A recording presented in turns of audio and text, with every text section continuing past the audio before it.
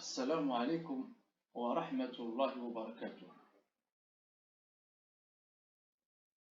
Dans cette séance, on va faire quelques exercices sur la loi d'Ohm, la puissance électrique et l'énergie électrique. Bon, afin de vous donner le temps pour répondre aux questions, on va faire une vision rapide sur tous les exercices. Bon, l'exercice 1, c'est répondre par vrai ou faux. L'exercice 2, compléter les pointillés. L'exercice 3, vous allez compléter ce tableau. L'exercice 4, bon, on a un exercice. Il s'agit de la loi d'Ohm. L'exercice 5, c'est aussi la loi d'Ohm. L'exercice 6, ce sont des conversions à faire. L'exercice 7, il s'agit de la puissance et de l'énergie électrique. L'exercice 8 et enfin l'exercice 9. Bon, on commence la correction. Réponds par vrai ou faux.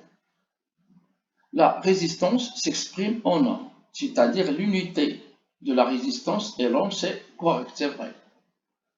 On mesure une résistance d'un conducteur ohmique à l'aide d'un voltmètre, c'est faux. Le voltmètre sert à mesurer la tension électrique et on mesure la résistance d'un conducteur ohmique avec un ohmmètre. La loi d'Ohm est exprimée par la relation R égale à U fois I, c'est faux. C'est U égale à R fois I. L'unité de la puissance est le watt, c'est vrai. Un récepteur fonctionne normalement si sa tension nominale est voisine de la tension appliquée entre ses bornes, c'est vrai.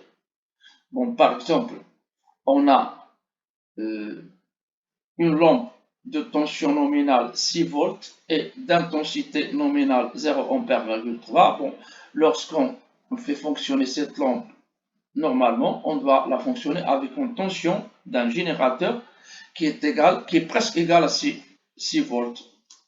Par exemple, 7 volts ou bien 6,5 et même 5,5. Bon, elle va fonctionner normalement. C'est-à-dire la tension du générateur doit être plus proche ou bien égale à la tension nominale de la lampe. L'indication en ampères inscrite sur un appareil électrique est sa tension nominale. Bon, on a plusieurs indications sur un appareil électrique. L'indication qui se termine avec l'unité ampère, c'est la tension, c'est l'intensité nominale de l'appareil. Bon, par exemple, on a une lampe qui porte les indications 12 volts, 1 ampère. 1 ampère, c'est la tension nominale de la lampe. La relation qui exprime la puissance consommée par un conducteur ohmique est P égale à R fois I à la puissance 2, c'est vrai. Le compteur électrique mesure la puissance électrique consommée. C'est faux, il mesure l'énergie électrique consommée. L'appareil de chauffage transforme l'énergie électrique en énergie cinétique, c'est faux. Elle transforme l'énergie électrique en énergie thermique. Compléter يعني طاقة كيحول الطاقة الكهربائية إلى طاقة حرارية. Compléter les phrases suivantes.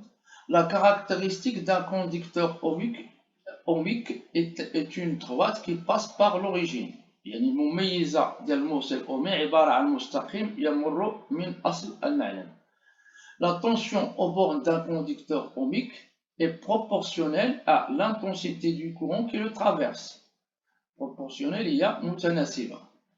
Le coefficient de proportionnalité correspond à la résistance du conducteur ohmique. On écrit U égale à R fois I. Donc, U est proportionnel à I et le coefficient معامل التناسب هو قيمة مقاومة الموصل الأومي R.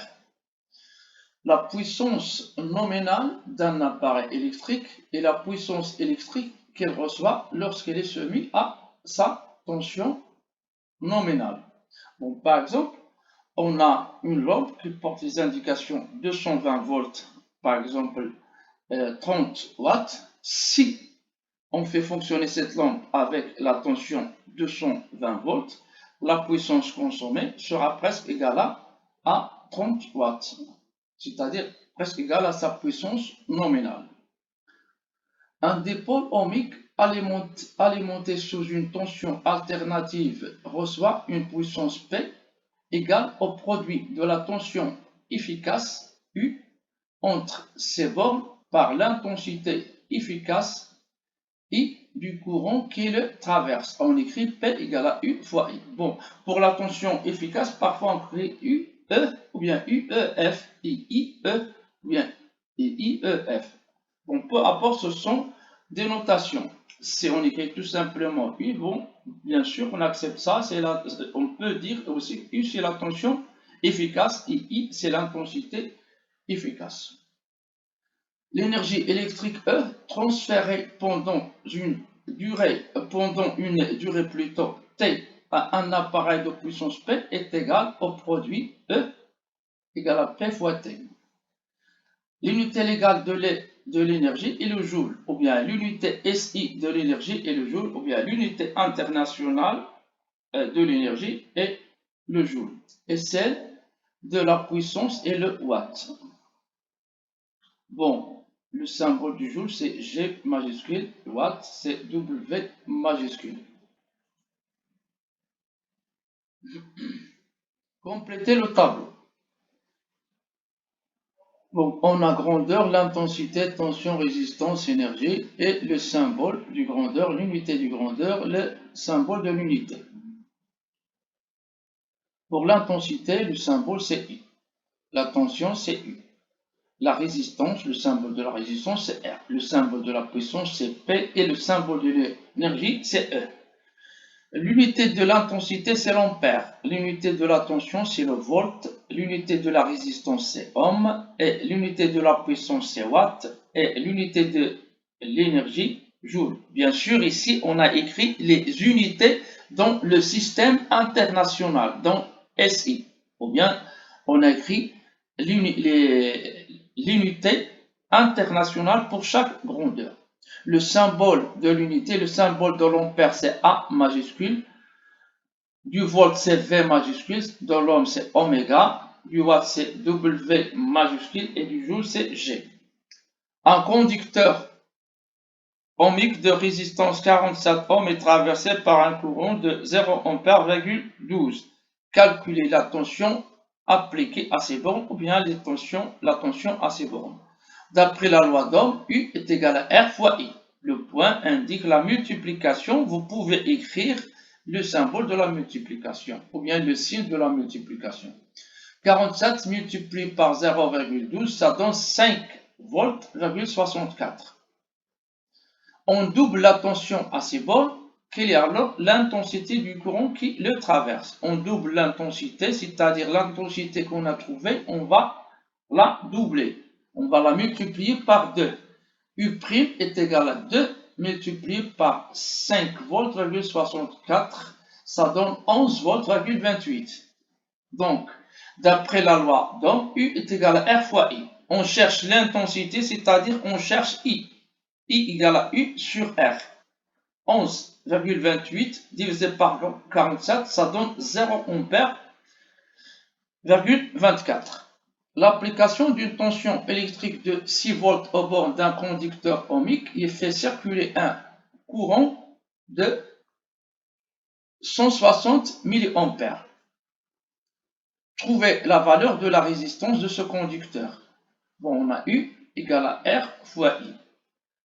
D'après la loi d'Ohm, donc R est égal à I sur I. Dans cette relation, U doit être en volts, R en ohm et I en ampères.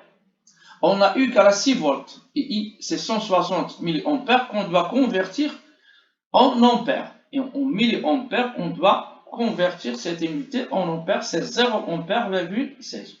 Vous pouvez utiliser ce tableau-là à la place de W watt, vous allez écrire A. Gigawatt, giga A, kilo A, le milliampère. La même chose pour les conversions pour le volt. Donc, R égale à 6 volts divisé par l'application numérique, divisé par 0,16, ça donne 37 ohms,5. Quelle puissance électrique consomme-t-elle alors? P égale à U fois I. U, c'est 6 volts. Elle est donnée ici. Et I, elle est donnée aussi, c'est 160 mA qu'on a converti en ampères. Donc 6 multiplié par 0,16, ça donne 0 watts,96. Convertir les valeurs suivantes. Donc vous pouvez utiliser le tableau. Ou bien on a 1 kOhm est égal à 1000 ohms. 1 kW est égal à 1000 watts. On passe du kilowatt en watt, on multiplie par 1000. Et l'inverse du watt en kilowatt, on divise par 1000. Bon, si on multiplie par 1000, c'est 1600 watts. Ou bien, on utilise le tableau. Voilà, ici un exemple d'usage du tableau. 650 watts divisé par 1000, c'est 0 kW,65. Ou bien, vous utilisez le tableau. 250 milliwatts en watts, c'est 0 watt,25.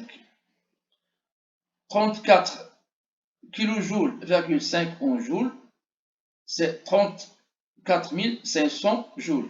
Vous pouvez remplacer W par G et vous faites vos conversions. 12 Wh en kWh, la même chose ici. Vous pouvez ajouter H, gigawattheure, kilowattheure, wattheure, milliwattheure.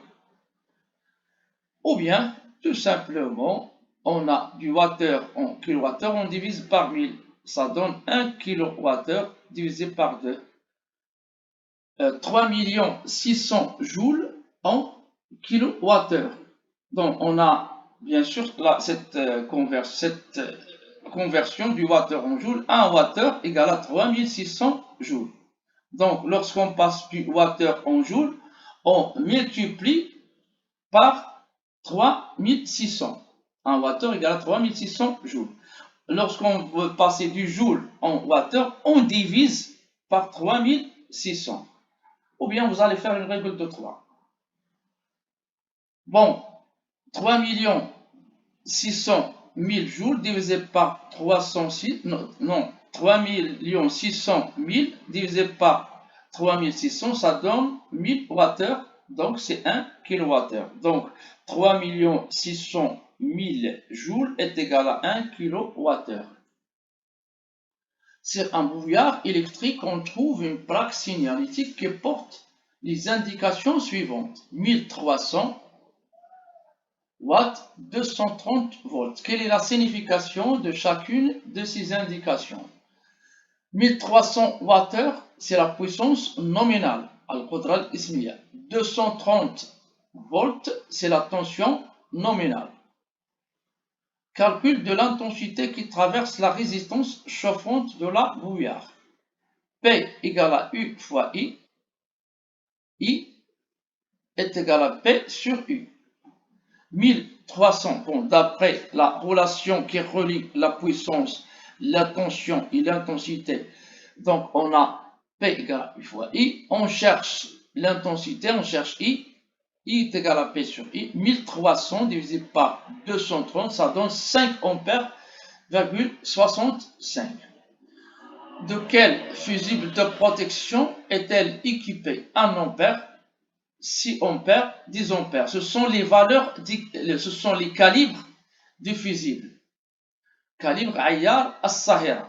Qu'est-ce que ça veut un fusible de calibre 1 ampère? S'il est passé par ce fusible, il est traversé par un courant d'intensité supérieure à 1 ampère, le fusible fond. L'autre calibre, l'autre fusible, si ce fusible est traversé par un courant d'intensité supérieure à 6 ampères, le fusible fond. Yani yansahir. Fond yansahir. Lorsqu'il fond, il va couper le courant, c'est pour protéger l'appareil. La même chose, si on a ce calibre, ça veut dire que ce fusible, lorsqu'il est traversé par un courant qui dépasse 10 ampères, le fusible fond et va ouvrir le circuit. Il coupe le courant. Un fusible وكوب-سيركوي الفيزيبل الصغيرة كتسمى هو قاطع الضرر أيضا. وكوب-سيركوي protège les appareils, les installations électriques des surintensités. Son calibre ou sa valeur nominale correspond donc à l'intensité maximale qu'elle laissera passer. C'est donc le fusible 6 ampères qu'on va choisir, car 6 ampères elle est supérieure à 5 ampères,56. Bon, on ne va pas choisir 1 ampère parce qu'il ne va pas fonctionner. Lorsque notre appareil fonctionne, elle est traversée par un courant 5 ampères,65 lorsqu'il fonctionne normalement. Donc, si on utilise 10 ampères, elle ne va pas être protégée. Si notre appareil, notre brouillard est traversé par un courant d'intensité 9 ampères, elle va s'endommager. Il faut environ 1 minute pour faire chauffer l'eau. Calcule en joules puis en kilowattheure l'énergie qu'elle convertit. C'est-à-dire qu'il convertit de l'énergie électrique en énergie thermique. Min taqa karabaiya ila taqa harariya. E égale à P fois T. C'est la relation de l'énergie. P égale à 1300 et on a T égale à 1 minute. Bon, en joules, P doit être en secondes. C'est 60 secondes. Donc E égale à 1300 multiplié par 60, ça donne 78 000 joules. Bon, pour passer du joule en wattheure, on va diviser par 3600 et ça donne 21. Pour passer du joule en wattheure, c'est ça, on va diviser par 3600 car on a 1 wattheure est égal à 3600 joules. Donc 21 wattheure divisé par 66. En kilowattheure, ça donne 0,2160 kWh. On peut écrire tout simplement 0,021 kWh. Ou une autre façon de répondre, c'est-à-dire pour répondre à cet exercice, on a T. C'est pour le wattheure. Oui, c'est ça. T égale à 1 minute. 1 minute est égal à 1 sur 60 heures. Voilà les relations des temps. 1 heure égale à 60 minutes. Et 1 minute est égale à 60 secondes. 1 heure est égale à 3600. Donc, de l'heure en minute, on multiplie par 60. Du minute en heure, si on convertit du minute en heure, on divise par 60. Donc, 1 divisé par 60, c'est 0,0166. E égale à P fois T. 1300 wattheures multiplié par 0,0160, ça donne 21,50 wattheures. Elle est égale en kilowattheure. Bon, c'est la même chose. Voilà. Afin de diminuer la circulation automobile en centre-ville, de nombreuses villes proposent des stations de location de vélos. La lampe de phare avant de bicyclette porte les indications suivantes. 6 volts, 0 ampère,4. Cette lampe est allumée 30 minutes chaque jour. Donnez la signification physique des deux indications, 6 volts et 0 ampère,4. 6 volts, c'est la tension nominale. 0 ampère,4, c'est l'intensité nominale. Calculez la puissance électrique consommée par la lampe du phare avant du vélo. Donc, P égale à U fois I. 6 volts multiplié par 0,4, ça donne 2 watts,4. Calculez l'énergie électrique consommée pendant un mois de fonctionnement normal de la lampe en wattheure et en joules. Bon, E égale à P fois T fois 30. Donc, pourquoi fois 30? Parce que on a pris le nombre de jours pour un mois, c'est 30 jours. Donc, on a P égale à 2 watts,4, T égale à 30 minutes. On va convertir en heures. 30 divisé par 60, c'est 0,5 heure. Et 30 minutes est égal aussi à 30 multiplié par 60, c'est 180 secondes. Bon, en watts, on a P égale à 2,4 multiplié par 0,5 multiplié par 30, c'est 36 watts. En joules, P égale à 2,4 multiplié par, c'est ça, 1800 secondes multiplié par 30, ça donne 1 200 000, non, c'est 129 600 watts. 129 600 watts ou bien 36 watts. Bon, on peut convertir ici 36 watts. C'est une autre façon de passer directement ici de la première réponse en joules. 36 watts, on va multiplier par 3600 et on va trouver la même chose, 129 600 joules. Bon, une installation électrique domestique est protégée par un disjoncteur général 20 ampères. Facile, disjoncteur général, facile, hein? L'AIA dialo 20 ampères, ça veut dire que ce disjoncteur est traversé par un courant qui dépasse 20 ampères, elle va ouvrir le circuit, elle va se déclencher, elle va ouvrir le circuit.